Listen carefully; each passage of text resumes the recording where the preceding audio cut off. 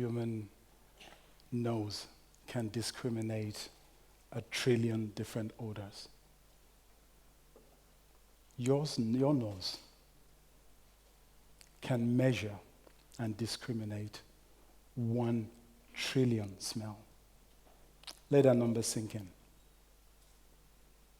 Your sense of smell is also that smell that has a direct connection to your amygdala. Everyone in this room can remember when your grandma or your mother makes a certain kind of food and how much memories it brings back to you. Given how important that is, how come we haven't been able to digitize smell or taste? Why don't we have the formula of Coke, for instance, that you can make the equivalent compound of it? In fact, we have done things like this in the past. When it comes to vision and sound, we take all the vision we have, your screen on your phone, or the music you hear, you take all of it for granted. But that industry is not so old, maybe 150 years old at most.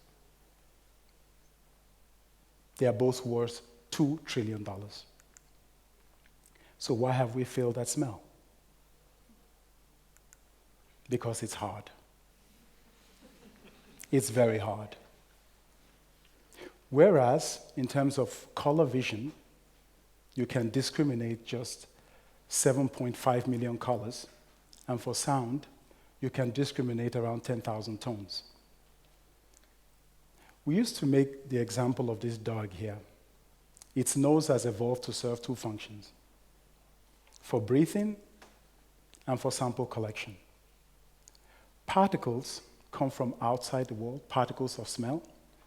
They bind to what you call GPCRs. These are G-coupled protein receptors that actually do the smelling. The signals in your olfactory sensory neurons, so brain cells in your nose, send the signal to your brain. What we do at Koniku is not to imitate this system or try to put it in silicon. We hijack the system itself.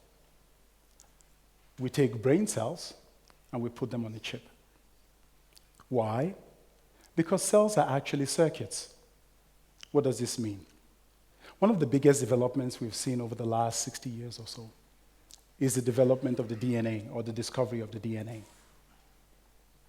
Once I know what the DNA code is in a cell, I can essentially program that cell like I program a circuit. So what I'm going to show you here is how we have engineered something that is better than what nature has produced. You see on the left-hand side, probably on your right, jet lag, probably on your right, TATP is an explosive that is commonly used by terrorists. Why do they use this? Because you can produce TATP in your kitchen using bleach. Please don't do it. Now, on the natural pathway, you will see when the TATP flashes, you can see the cells respond in the natural system and in the system we have designed. We were able to reduce the time of detection from what you have in nature, which is around 20 to 40 seconds. We were able to reduce it to under 3 seconds. So let's watch. So on the left-hand side, nature takes 20 seconds at least to do the detection, and on our side, we're able to do that in under 3 seconds. So I've been able to tell you that we can modify cells, we can record from them. Now, what is the technology to actually interface it with electronics? We interface with the cells via an optical means. So this is what our chip looks like. It has a cassette on it that has living cells inside that fits into this machine, and it has a semi-permeable membrane. This means it's a living machine that actually breathes. Now, here is my team putting together one of these devices. You also quickly review the other soldering techniques, because you might have to do it at some point in your life. So most of the devices we have, they are 3D printed in-house. Today, we have the capacity to produce about 100 of these devices per month in our lab. It uses an FPGA chip. On the underside is a Spartan 6 chip. It has a Wi-Fi module on it, so you can imagine scattering these devices around a building, for instance. And this is Renaud, our chief engineer, exposing these devices to TATP.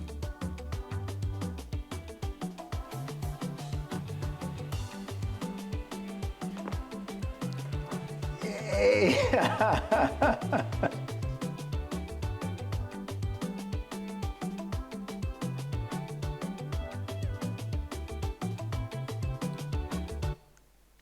So this is what the device actually looks like. It's inspired by nature. What does this mean? We have paid homage here to the octopus. The jellyfish is one of the first organisms to actually have a neural network. And of course, we have designed the aerodynamics to be completely relevant with what you get in a dog's nose, for instance. Our first application is the airport use case, where you can travel from the curbside to the aircraft without any security. But what interests me most is the healthcare application. Your breath is as important as your blood in terms of being able to decipher if you have a disease. So with just 11 VOCs, you can tell if somebody has liver cirrhosis, for instance, or 12 VOCs for pneumonia. Wouldn't it be great if you live in a world where you wake up in the morning, you have one of our devices in your bathroom, you breathe on it, and the device is able to not treat your disease, but help you to maintain your health. It's my dream to have this device in every home on this planet. Like I said earlier, when we started, our device looked like a small microwave. Now it's about the size of a small iPad. I want to leave you with the promise of synthetic biology. In this image, I showed you the technological export for Germany, one of the most powerful economies in Europe. The reason why China overtook Germany in terms of high technology exports was because Europe was left behind in manufacturing for the digital age. For the business leaders here, I urge you, pay attention to synthetic biology. It's the future. Thank you.